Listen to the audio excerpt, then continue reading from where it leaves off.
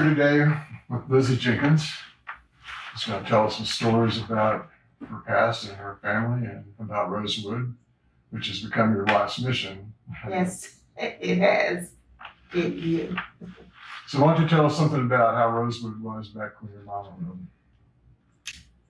Rosewood, Florida, 1943. I was age 5. The very first time I heard the word Rosewood. My mother was born in 1902. Her oldest sister was born in 1894. Her oldest sister was born the third oldest child to a family of 10. And I understand she was the smartest little girl in Archer. My mother said at age 6, she knew more than the teachers that were trying to teach her. Therefore, her parents packed her up, took her to Gainesville to live with the Hams, Esther and Jesse Ham, their best friends, living in Gainesville.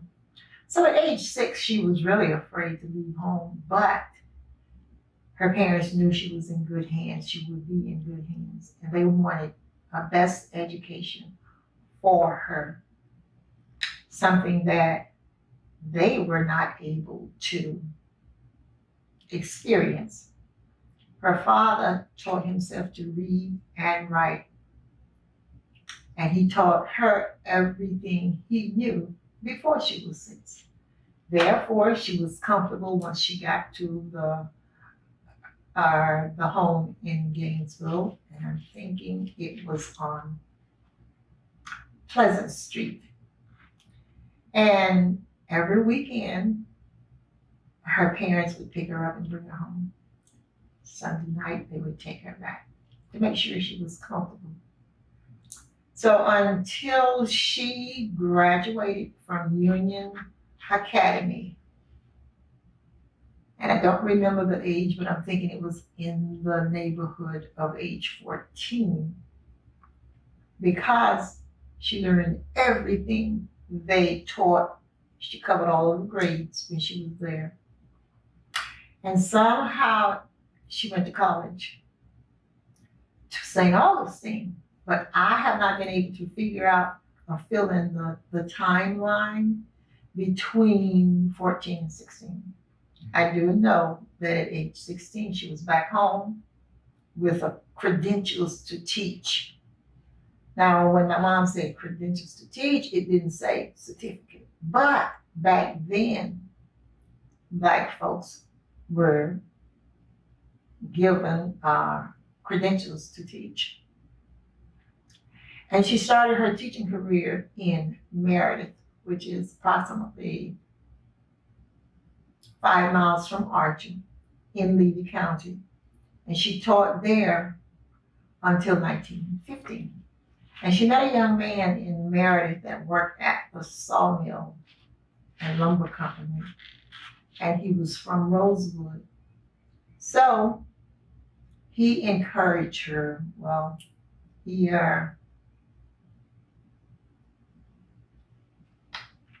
was interested in her and encouraged her to relocate to Rosewood, because he said, we need a teacher in Rosewood. We don't have a teacher there. And this was in 1915. So Rosewood did have more to offer than Meredith, because kids in Meredith did not want to go to school at all. And she would tell my mom, they were grown men, 14, 15, 16. They would come to school in the PM after they have worked all day trying to help their parents make a living. So they would come late, weren't interested, but she taught them the best that she could teach, was able to teach them. And when she was there, she lived with the Westons. And relocating to Rosewood was an inspiration for her, because Aaron, her future husband, the one that worked at the Meredith sawmill, assured her that she would have more students to work with. Sure enough, there were more students. The number, don't know, but there were more students. And I'm thinking the pay was the same because I do have a document wherein she was paid $25 a month in 1917.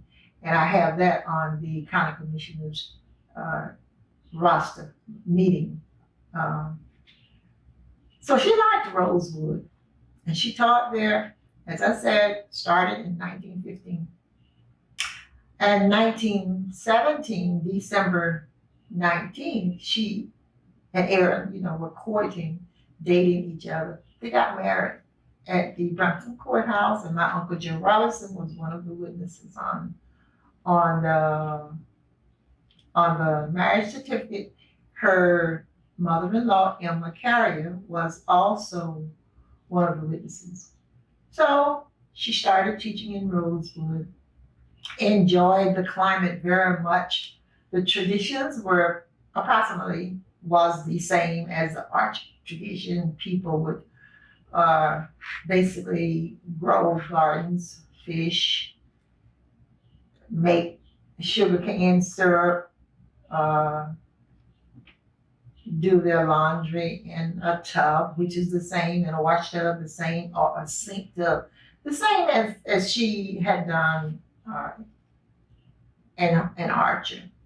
So Rosewood was not this big Tulsa, Oklahoma kind of city. Shotgun houses, common life. They did their own quilting, they did baking, and they were a happy family. There were 2 churches there. I've heard only 2, a Baptist and a Methodist. On second Sunday, the Baptists would have such church, and on the first and third, the Methodists, all vice versa. But because it was a small community, they each went to each other's church. So they did have service like 4 Sundays a month. She started a quartet, and her husband was one of the singers. And my mom said, well, I can witness. He had an excellent tenor voice. And the reason I knew this, because I knew Aaron. After they married and was on the run in the 40s, they would often come to our house and stay for the weekend or to see her father, because her mom passed in 38, but this was in the 40s. And they would visit our house, and we lived on a farm. And I remember Aaron would entertain us. He would, a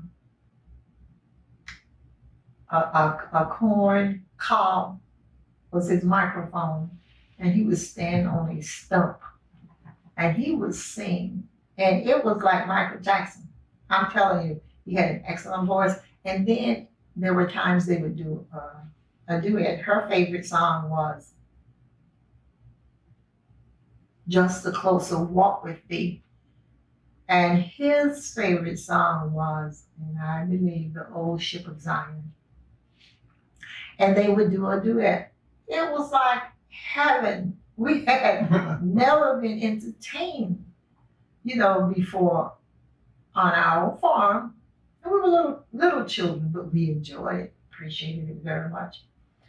Back to 1943, when I first heard the Rosewood story, my mother said to the 4 of us one cold night, and I remember we had a fireplace, and she said to us, y'all sit on the settee, Mama gonna tell you a story about Rosewood. Rosewood. What in the world is Rosewood? So what came to my mind was roses. I knew what roses were. Roses in the woods. And she continued to talk about Rosewood, and she referred to her sister, my husband, Bessie Brown Carrier, the Rosewood teacher. as sister, that's what she called her. She said, Mama's going to tell you a story about Rosewood and sister's experience last night. Here I am, 5 years old. Last night to me was last night. I'm thinking it happened last night. The Rosewood Massacre had happened 20 years earlier. But I'm more than sure she had bored my dad with telling him the story over and over because she had to vent. It was so intense to her sister and so intense and heartbreaking to her, she had to share it with someone. Because when her sister told her, she didn't want her parents to know that she had been raped or her finger had been broken. She kept that a secret. So Mom had to let go of that story. So she chose us to tell the story. My sister was 11, 9-year-old brother, 7-year-old brother, and I was 5. They were not interested at all. In fact, my brothers went to sleep, and my sister was just sitting there in another world. She didn't want to hear it, but for some reason that story attached itself to my little home. And I tried really hard that night to stay awake so that I could hear the end of the story. But I too went to sleep, but I remembered enough of that story to wake up the next morning wanting to know more. I looked at my sister and parents back then, I mean, it was cold, but every morning my dad would get up at 4 a.m., make a fire in the stove, and my mom would cook breakfast. She would make breakfast, biscuits, grits, homegrown eggs, syrup if we needed, milk from the cows, fresh milk from our cows.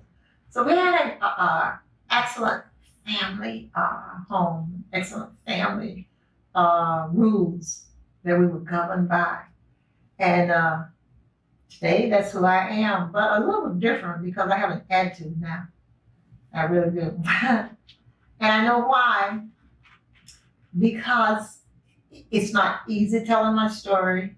I have lived it, and I want to tell it properly, correctly, in order. And I'm easily upset if someone tells the story and add their personal opinion. When I say, I mean not the family, because each of us, families all across the state of Florida, the United States, we all have a different story because Rosewood was different in each home. When we come together, we are appalled when we listen to other people tell what happened to them and what happened to their family. And that's why I am so looking forward to the centennial, so all of us can get together and share our different version of what happened.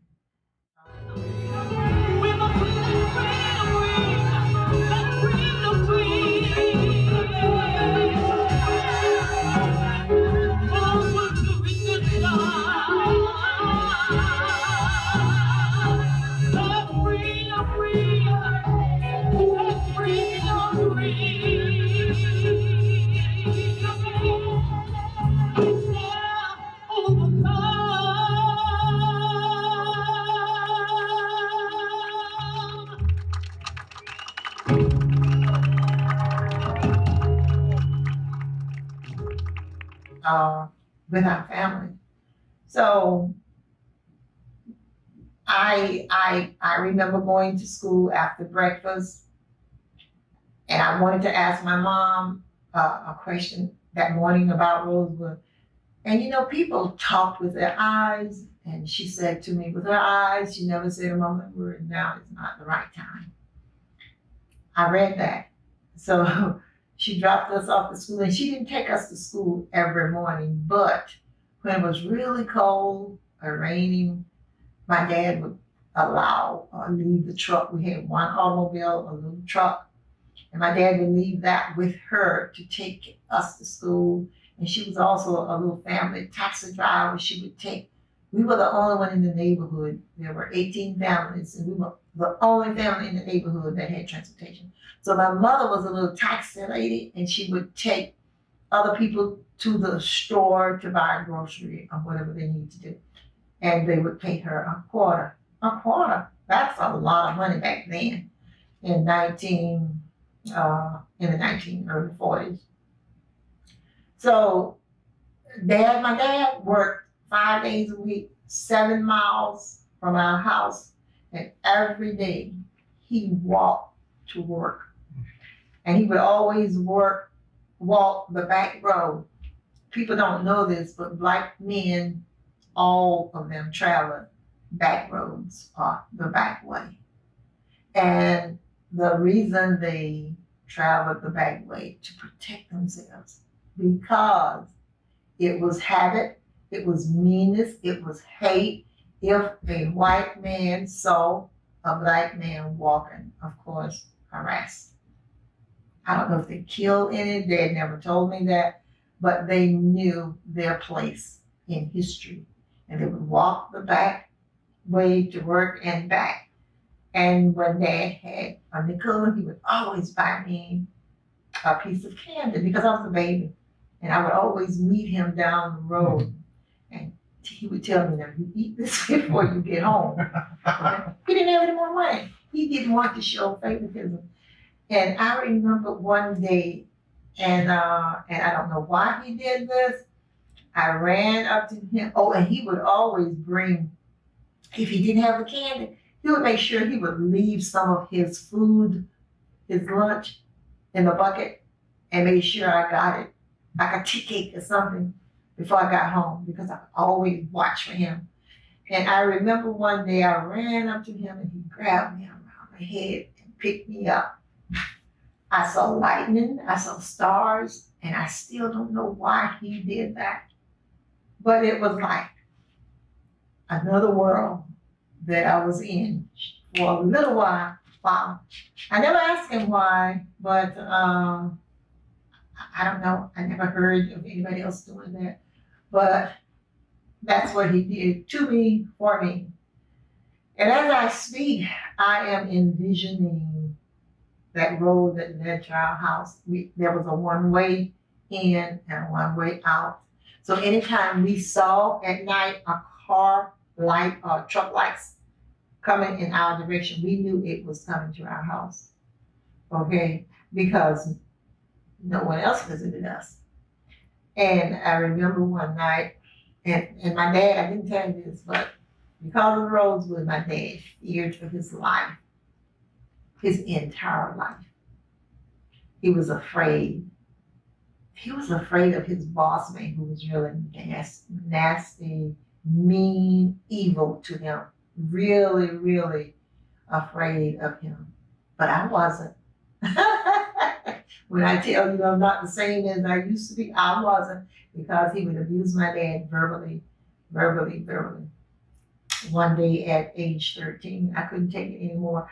And I was a tomboy. I always liked following my dad in the field and working, doing anything to get out of the house. I didn't like doing housework, washing dishes, cooking, or doing clothes. So I would always tell my dad, tell Mama you need me to go in the field with you. And he did, to help you.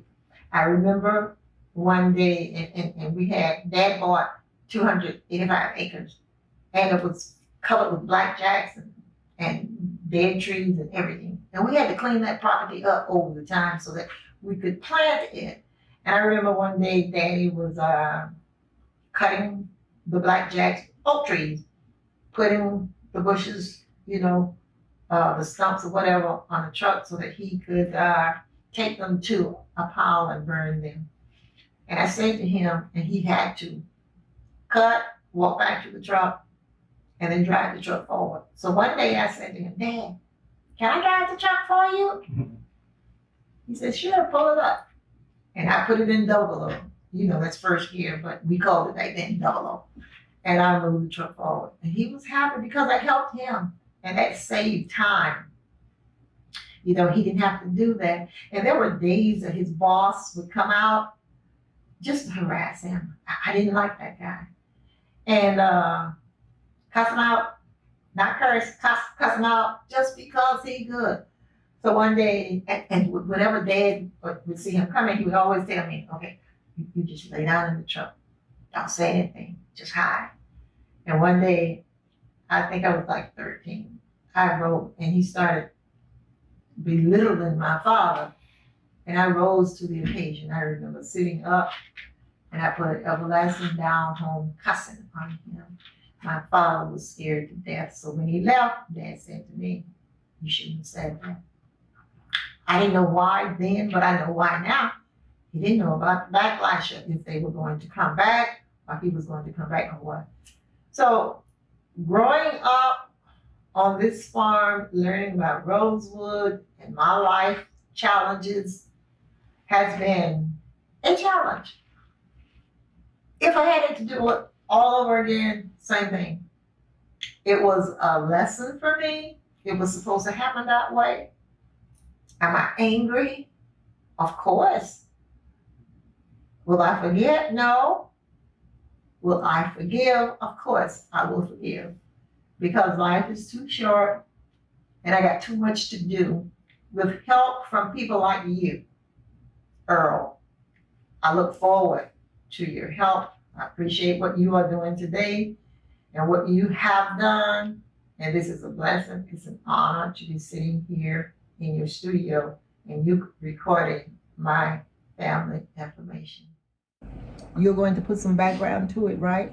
We can do whatever you want. I want that train whistle in there. Like the Cedar Key train conductors were told to pick up in the Rosewood, and they did blow their horn, the whistle.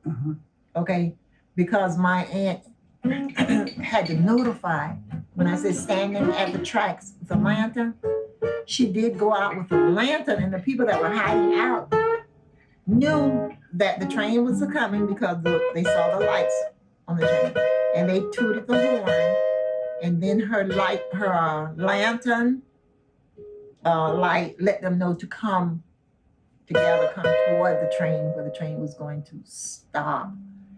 And the Wrights, Mrs. Wright gave her a skirt, a long black skirt, and she was to hide that lantern so that if the enemy had been close around, they could not see.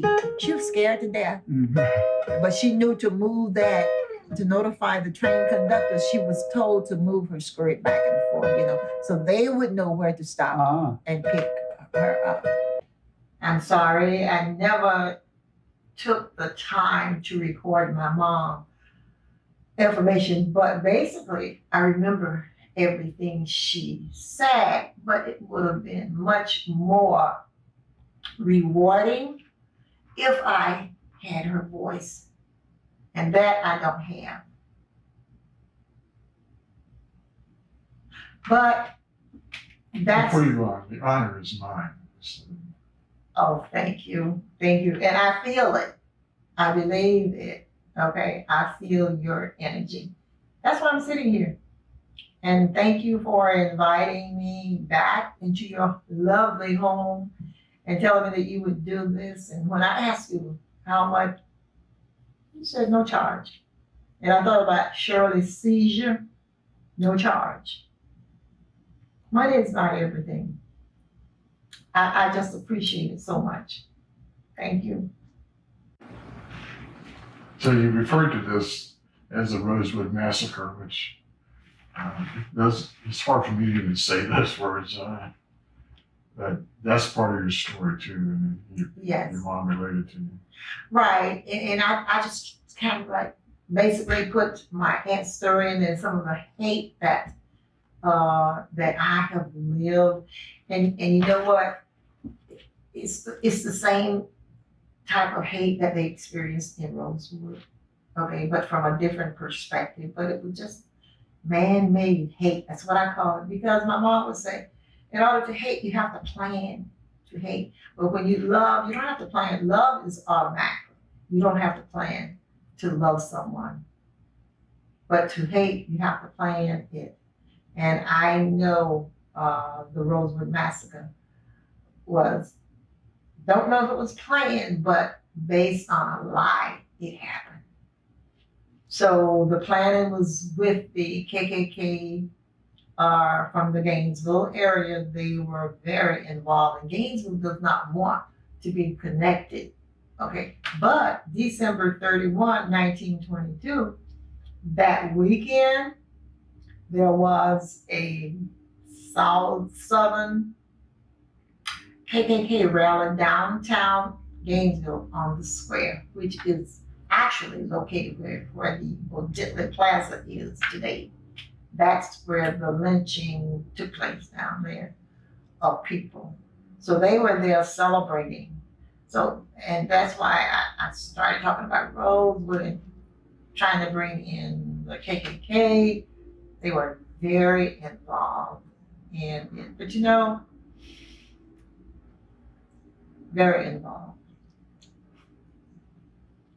I stopped because I don't know what I should say or what I Say do the know. truth. Okay, yeah, that's what I was about to say. I do know what I should say, and if it embarrassed, good. Maybe we'll do better. And that's what that's my goal, is to close the racial divide. It's too much hate. I'm tired of the killing. I have lots of nephews, and I have one nephew who thinks he's my father, calls me all the time. He is like the messenger. And when something happens, he'll call me. If somebody died or somebody's sick in the family, whenever he calls, the first thing I say, what happened? I don't even say hello anymore. I say, what's up? What happened? And that's how we communicate. I don't know, and I coach my nephews, if the policeman ever stop you, the same message that you hear people on television telling their children, keep your hands visible, don't talk back. If he asks you to get out, okay, of the car. That's the lesson. Mom is no longer here to teach her grand, but that's the lesson I pass on to my nephews. And like, I'm the matriarch of the family, and I try to do my best to keep them on track. And they're good kids. I have like 42, 3, 4, 5 by now nephews, and the last time I counted, I think I had 39 nieces. And they are good kids. They are college kids. They are hard-working kids. Okay, and we don't want anything to happen to them. And it breaks my heart. Even these kids that are being killed, these people that are being killed, they're not our relatives, but we feel their pain. It's enough. It's enough killing. We're tired. And when I say we, I mean the world. We're tired of it. Foolishness. No one ever thought Rosewood would go down in death. That brought on so much pain and unforgettable distress. Countywide shame, statewide shame, worldwide shame, that brought on so much painful shame. Oh Lord, an unforgettable distress. And I experienced accidents. Both of my brothers were killed. One automobile accident, the other one lightning. The pain was the same. So I know what they are going through. I mean, very pain. Just looked like my life just stopped. When in 1972, when my youngest brother was killed, just looked like everything left me. I said to God, why? And I said to my mom, why? I said, Mom, you have taught us to be good. And then God came and took my brother that I love so much. And my mom said to me, God wants the best. I just wish he had left my brother here. But anyway, I understand now.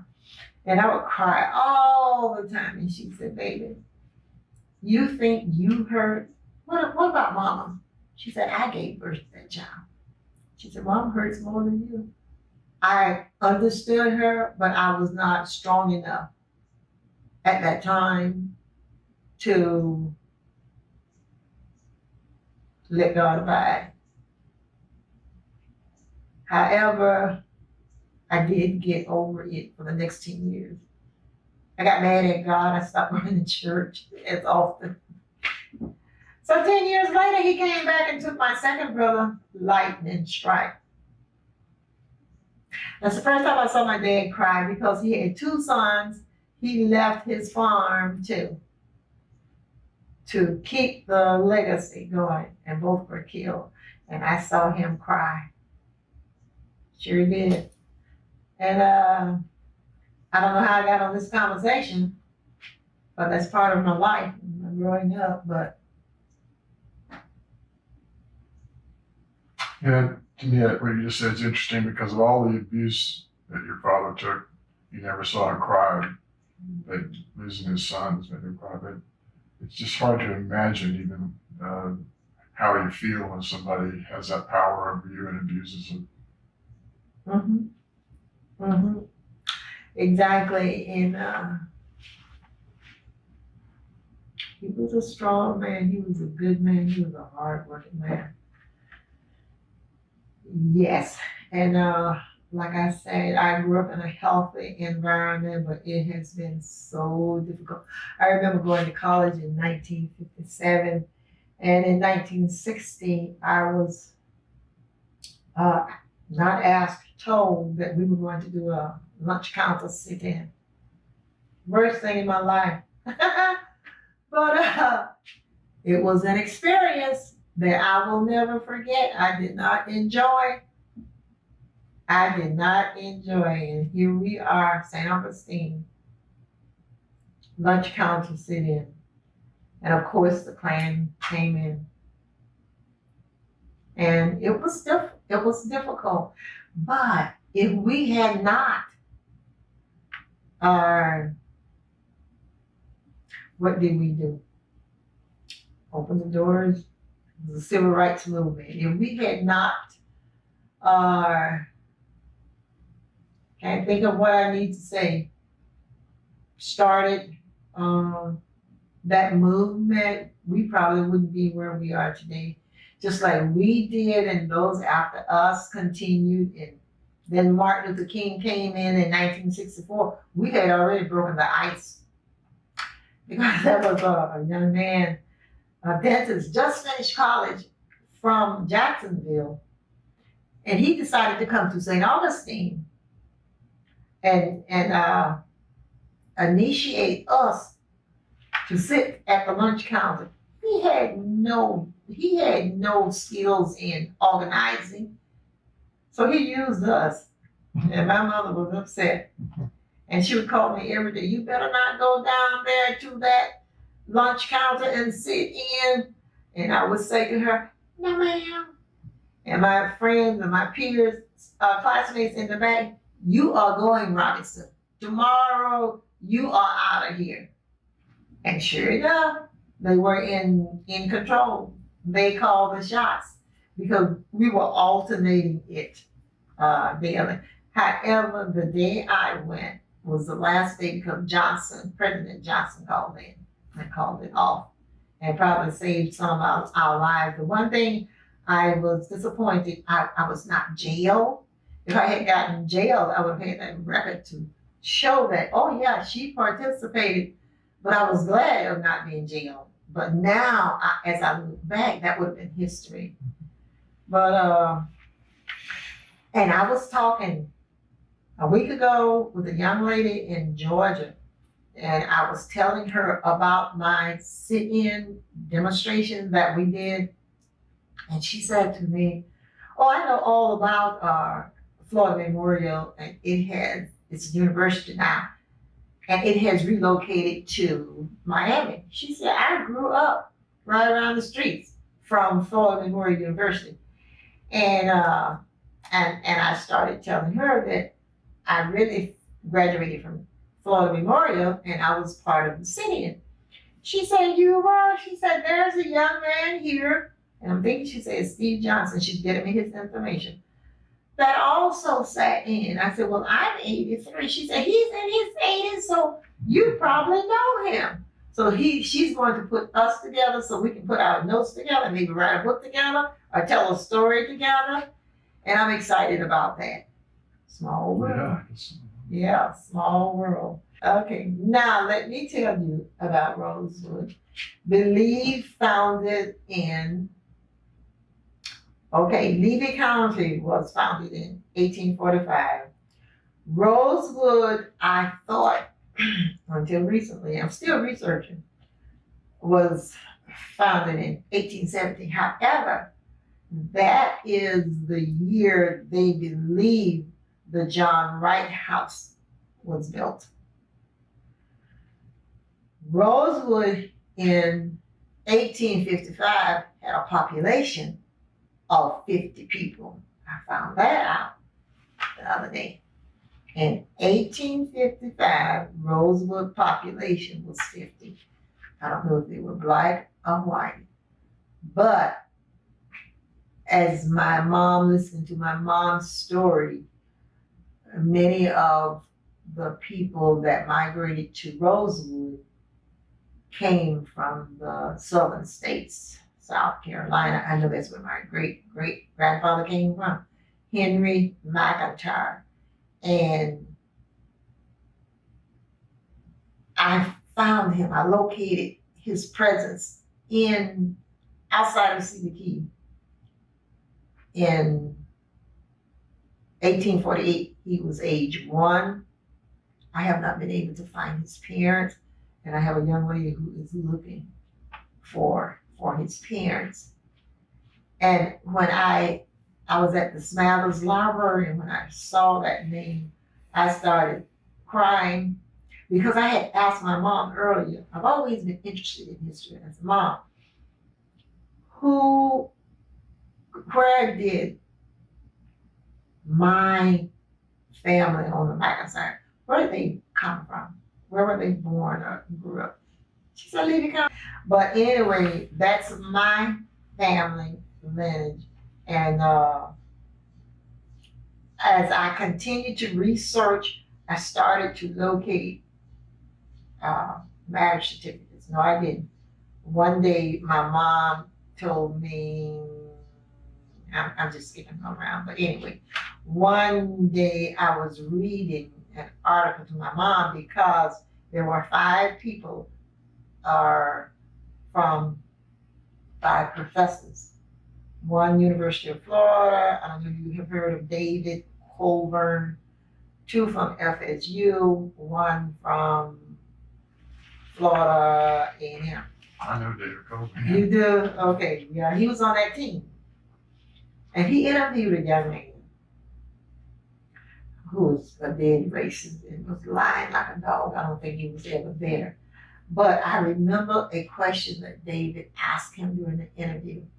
David Colburn asked him during the interview. He said, okay, tell me about the black-white relationship. Did they get along? Oh, hell no. And them niggas lived like animals. They didn't get married. They didn't care anything about themselves. They had no respect for each other. When I read that to my mom, she looked at me and said, he's a lie. And you are going to prove it. I got the interview in my book. I said, Mama, how am I going to prove that he is lying? She said, because you're going to go to the Brunson courthouse. You're going to pull the marriage record book, and you're going to look it up. I said, Mom, that sounds like a big job. She said, it is, but you're going to do it. And that's the way she treated me. But it was good. It was good and bad because I didn't want to do it. It was too much. I had a life. And because she demanded it, I decided to go to the courthouse, downstairs in the basement, pull down that big record book. It was like 1,700 marriages in that book. and a bunch of pages. 200 or 300 pages. I said, Lord have mercy, I can't do this. But I did it. It took me a long time. And I had to go through white, colored, each one of these certificates, okay? White, colored, color. So when I finished, just like she said, he's alive, he was alive. Because when I completed, there were like 900 plus colored marriages and 700 plus white marriages. And when I told her that, she said, I told you. She was something else. She was something else. Yes, she was. She's still here with me. Egging me on. Do it, girl. Because I remember when the movie came out, I was upset. Because they had gotten our information. What I'm telling you is what we shared with the person who promised me that, oh yeah, you cannot play the part of the teacher. Okay? Once they got our information, they disrespected us. We didn't hear from them. So when the movie came out, here was this little girl playing the role of my aunt. I was so upset. I said, but Mom, they used our information. Mom said, that's okay. Mama didn't raise no fools. You're going to do your own research and you're going to write your own movie. I'm laughing because you know what? I'm almost there. I got about 3 or 4 movies and documentaries going on as we speak. They knew one day they would have a story to tell about Rosewood, Florida once was a growing community until the fighting started in 1923. No one ever thought Rosewood would go down in death. It's just so much. So that's why it may seem like I'm jumping from wherever to wherever, but it's so much. Yeah, if you don't mind me, I'm really interested in those details myself because I come from the other side of that argument. I disavow it, but I knew those people who say those things didn't happen, and people were not treated that way, and yes, it needs to be told by somebody who knows. Exactly, and that's why I'm so grateful. You just don't know. I don't know if you know Freddie Weeby. Do you know Freddie Weeby? No, you don't. I asked you that before. But Freddie is another you. Okay, he wants to hear. Okay, and he got my back, and he's there. He has introduced me to so many people that didn't know and that know the other side that don't want to know, and he lets them know. But they need to know. We live this history, so you can't tell us it's not true. Right. We lived it. I lived the sit-in. Rosewood was no different from January 6th. Those people were crazy as hell up there in Washington at the Capitol. Another Rosewood. And there are people that believe in Trump that don't believe it happened. And they watched it, and they watched it, and watched. And I thank God for Cassie, what's her name, Cassidy Hutchinson. Praise God. And they want to say she's lying. You could feel her energy. I could not move from that television that day. I have a lot of respect for her. Liz Cheney, very conservative. I respect her. We respect her. She's about the truth. And I didn't intend to get up on that, but that's another whole day. I know. I'm on your side there. Yes. So. But white supremacy and white nationalism and all that, the Klan, they're still involved. They're still part of that group of people that were there that day. still think that there's something valid about how they feel. And it's embarrassing to me for our country. It is so embarrassing. That's not who we are. And they think they built this country. Hell no, on the backs of our ancestors. And by the way, let me tell you, my favorite female, born 1826, Parchment, Mississippi, lived to be 100, died here in Archer, 1926. Worked on the Parchment farm with her parents. When she turned 13, she was kidnapped from her parents. They went to their house. It probably was a shack, and in 1839 in Parchment, Mississippi. And Mom said that she told them her story. But she also told them when she saw these men with the wire and the rope that came to tie her up and behind the wire, she looked at her parents for help, and they looked away. They knew they couldn't do anything. So they looked away, and they roped her and tied her behind a wagon, Parchment, Mississippi, walked, whipped her all the way to Jackson, Mississippi, put her on the auction block, sold her. She was not the only one that was bought, because James M. Parchment, was 22. He was the son from the Parchment farm. So they gave him his investment or his wealth by catching slaves, bringing them to Jacksonville and auctioning them off. But when he got there were a lot more. And everybody they auctioned off on this particular day, they were his folks. They had wagons already prepared with food, water. After the auction to bring to on their way from Jackson to Archer.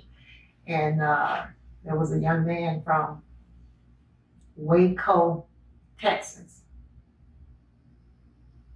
I tell you, I remember everything my mom told me. Which really watched her. He was 4 years older than she.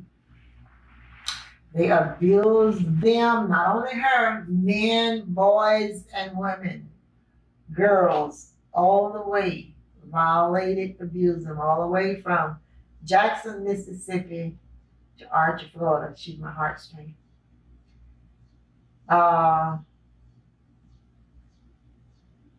Every time my mom said, she told them, she laughed about the story, That's how she got through it, retelling the story to them. She never saw her parents again. I remember my mother used to carry, I told you that I was a kid during, and my dad was always afraid of white men, but not my mom. My mom was something else.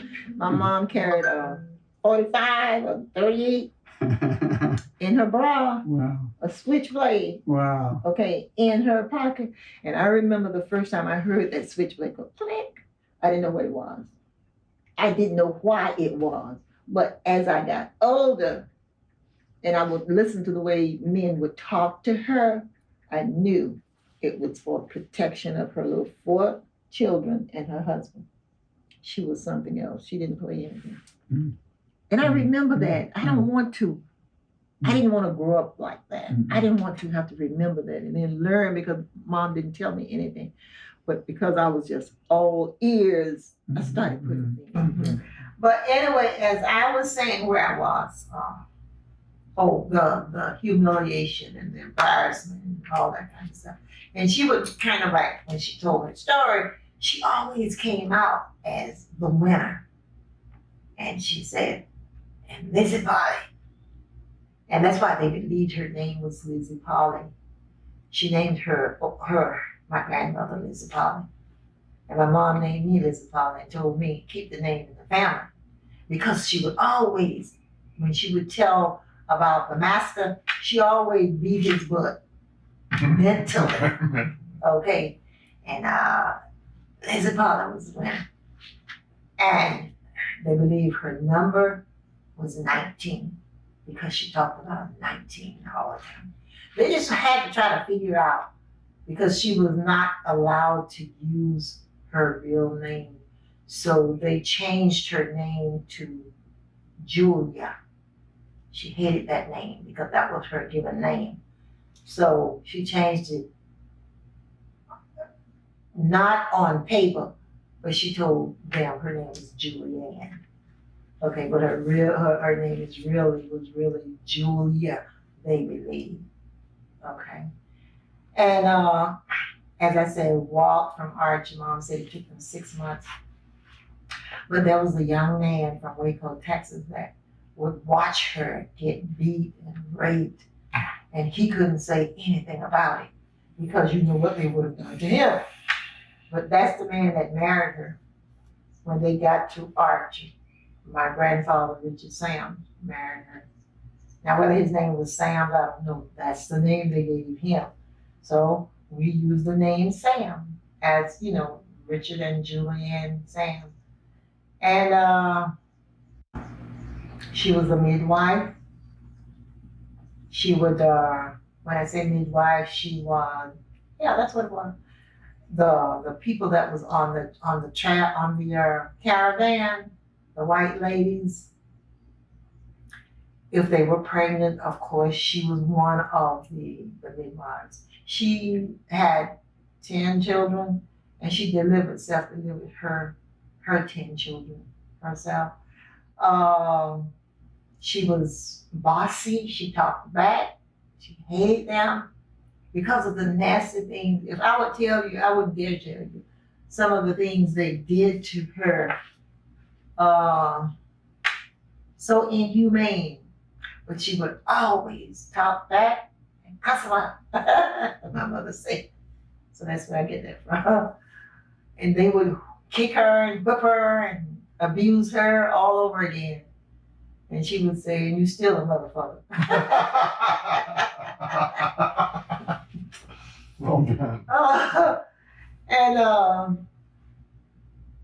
one time they knocked her out. I mean, just completely knocked her out. And they were going to leave her for dead. Leave her. The animals would have eaten her because the animals ate some of them and they were alive. They don't tell us this. But one of the ladies, Liz Jenkins, said to her husband or whomever, one of the hired gunmen, pick her up and put her on this wagon. And they picked her up and they chucked her on the wagon. That's what she said. Those are her words. And this lady, whomever, nursed her back to health by feeding her. They were only giving them crumbs, but enough to keep them, strong enough to work. But this lady nursed her back to health, put her on the wagon with her. And her job for those 2 days was to fan whomever nursed her back to health. And when they would come up to like a water, they couldn't go around, so they knew they had to go through, or it was a long way around. As they were traveling, they were cutting paths too, because of the animals and the dense.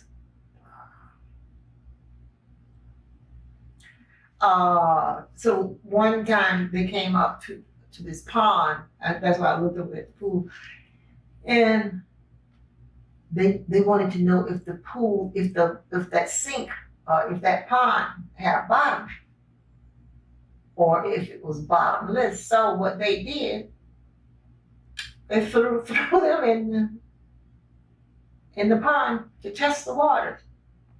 They couldn't swim, but those that God had His hands on were able to swim across. And then they just knew it was safe. They were on the other side by then, safe. And one of the wagons, when they tried to go across, straight to the bottom, they got angry. Then they started shooting at them, and they had to hide or whatever. It was something else. The story that my aunt told. She was raped several times, but she was impregnated by an Irishman by the name of Bowman, the same as the University of Florida. What was his first name? Can't think of it right now, but his last name was Bowman. So, I researched to see if they were related, right? I don't really know, but it wasn't that important to me. I just almost called his name. But he named her Maria, M-A-R-I-A, Maria. And he wanted her to be called Maria. You have any business naming her that you illegally impregnated? And she hated her Aunt Mariah when she found out, because Aunt Mariah was just as white as you are. She changed her name to Mariah instead of Maria, but they didn't have the tools to change the spelling legally. But for self-satisfaction, she called herself Mariah. And just like my great-grandmother referred to herself as Julianne. Okay, that was their way of satisfaction and pleasing themselves. And one thing people don't know, and I don't even know if you know this, but anyway, these ladies, the wives of you know what was really sad? The men were so disrespectful. They would have sex with these slaves in the presence of their wives. Okay. And the wives didn't want a lot of children. It's so sad. I'm so sick of it. I know you are too. I know you are too. But that was my great grandmother. I love that woman. And one day, my mother saved everything, bless her heart. I found a piece of paper, like a brown piece of paper, and I looked. It was really a film, but I had never seen anything like it. And I asked my mom. I said, "Mom, what is this?" Because there was nothing but the old film. You probably know what I'm talking about. And it was a lot of them on there. So I said, "Mom, what is this?" She said, "Probably pictures." And I said, "Pictures?" She said, "Yeah, probably photos. Take it to the film shop." So there was a black couple. Couldn't wait to get home to ask my mom, "Mom, who is it?" She smiled and said, "Oh, those are your great grandparents. That's Grandpa Richard and Grandma Julianne." I have that picture today, the only picture we have of them. But it was there and preserved. God bless my mom. And people ask me all the time, "Liz, where do you get your pictures from of your family?" I said, "My mother saved things." And we don't have a picture of my dad's mother. And the girls ask, "Well, Liz, Aunt Rita, no, that's your grandma. That's your grandmother on your mama's side. Your mother should have saved them. That's not my mom to collect y'all's history." So, like I said, mom saved everything. Her dad, everything. But I have my aunt and my great grandmother in my book, and I know enough about her to do a whole story, a whole book. I will probably do a tribute to her, one chapter to her, what I've told you, and her children's names And I do have I did a family tree, and a couple of years ago we had a family reunion, and several people came. They knew absolutely nothing. I was the only one there that knew.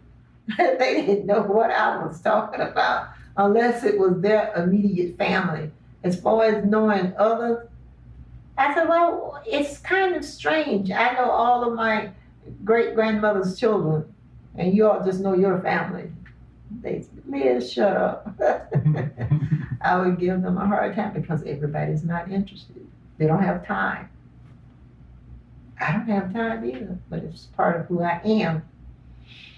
And that's my Julianne story. And I do cemeteries also. There are 7 black cemeteries in Archer. So one day I was out there by myself, scraping, bleaching, getting the names of these cemeteries, and up popped Julianne Sam. Oh. So I know where she's buried. And I have her headstone. But yeah, it's something that interests me. And the McIntyres, I was able to find them at cemeteries, and I share with them. I don't allow them to exalt my time, and that's not the right word, but to wear me out, because they're not interested. They just want to know their immediate family. I don't have time for that. No, it's a deal. So that's my Grandma Julianne's story.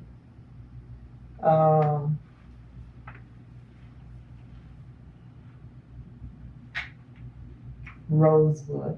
I still haven't told the Rosewood story. No. But you know what? I have a PowerPoint, and I have a person who's going to do my book free. My attorney is going to do the second read, and this young lady is going to do my book. What I am doing as we speak, before I give it to her, I'm putting it in order. Okay, starting with Levy. What's his name? David Levy. I'm starting with him because he was the person to put the first railroad tracks through Rosewood, and I'm thinking this was like 1851 when he started. I try to keep these dates in my head, but I know I'm right. You're amazing. Yes, that's when he started. And I have pictures of some people working on the train. I believe these were some of my family members. Don't know, but they are Levy County pictures. I want to, so when I come back, I want to kind of like do a chronology of what happened first, okay? And then walk us on to 2023. And the last thing that's going to happen in 2023 is going to be our gala. We're going to have a gala in December, hopefully, and we want to do the ceremony on the plaza in January.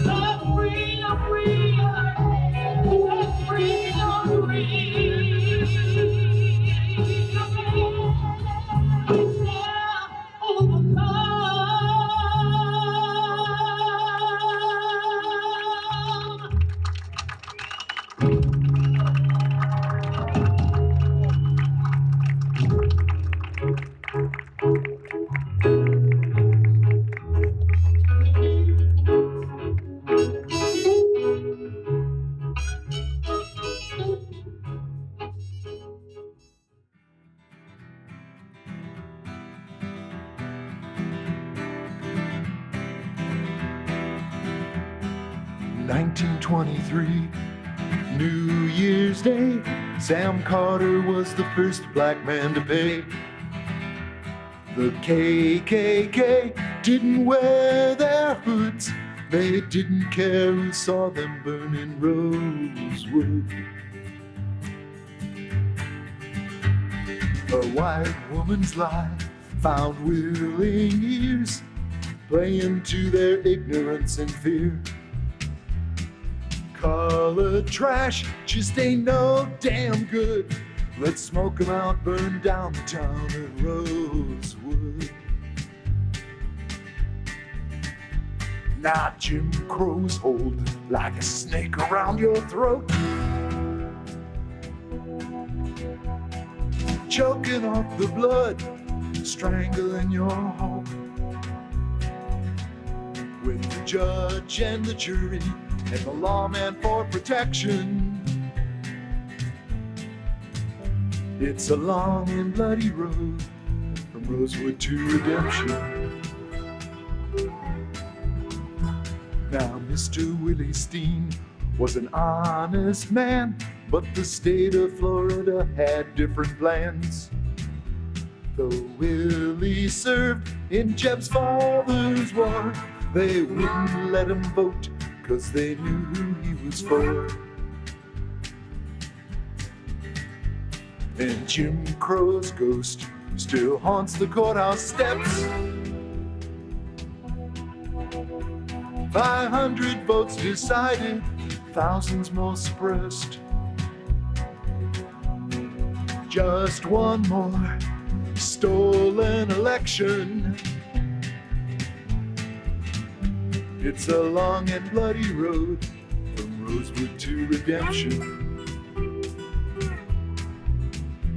Well, 1923, the way it used to be before Rosa Parks and Harry Moore and Stetson Kennedy. I hope and change, never more alive. You can kill a man, but Martin's dream will never die. Now Jim Crow's ghost twists and turning in his grave. There's a black man in the White House, and it's a brighter day. Slowly we turn in a new direction. It's a long and bloody road. It's a long and bloody road. It's a long and bloody road from Rosewood to redemption.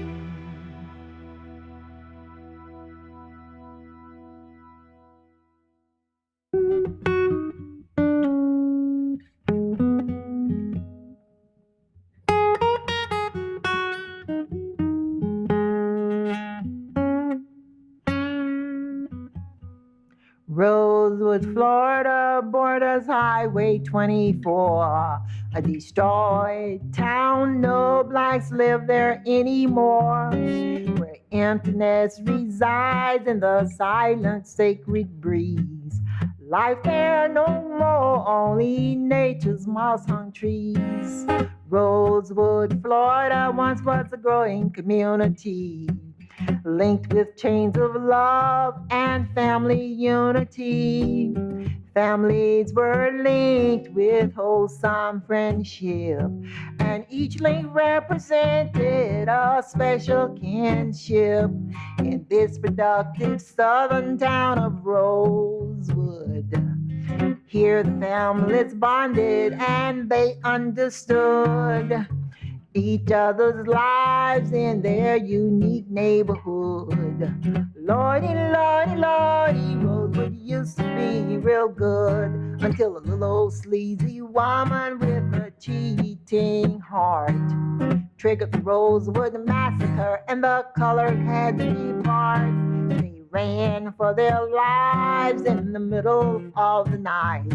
They'd heard a mob was a-coming to start a hideous fight. Run, run, run, run on for your life. Oh Lord, hide anywhere, just try to survive. Children followed their leaders with fear in their souls and almost froze to death because it was so cold. They were told not to move by the ones in charge, but trying to keep silent was awfully hard.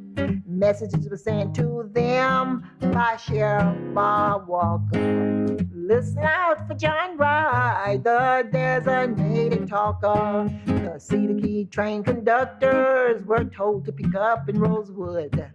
Standing by the tracks with the lantern, his young school teacher stood, waiting in desperation to carry out the sheriff's plans. Rounding up the hidden survivors to board the midnight train. The sheriff and the store owner worked around the clock. Informed the train conductors just when and where to stop. Pick up the men, women, and children who were hiding out and bring them to Archer, Florida, traveling the same old route. Bob Walker and John Wright took on a daring risk. Put the survivors on the train, Lord, and sent them off with a kiss. Notified the Gainesville families to be on the lookout for their kin. Told them the train was a-coming and told them exactly when. John and William Bryce headed on up the track, dropping off other survivors, not taking the time to look back, counting heads and making a list, doing what they knew they should, to report to Sheriff Bob Walker back down in Rosewood. Waldo Stark, Lord T. Maxville, the train kept chugging along. Baldwin, Callahan, Bryceville would soon become their home. Fanny Till-a-Lie had ruined their lives. Her story didn't set too well. Deep down within each survivor's heart, they have a story to tell. Rosewood, Florida, once a close community, until the fighting started in 1923. No one ever thought Rosewood would go down in death. That brought on so much shame and unforgettable distress. Countywide shame, statewide shame, worldwide shame, that brought on so much painful shame. Oh Lord, an unforgettable distress.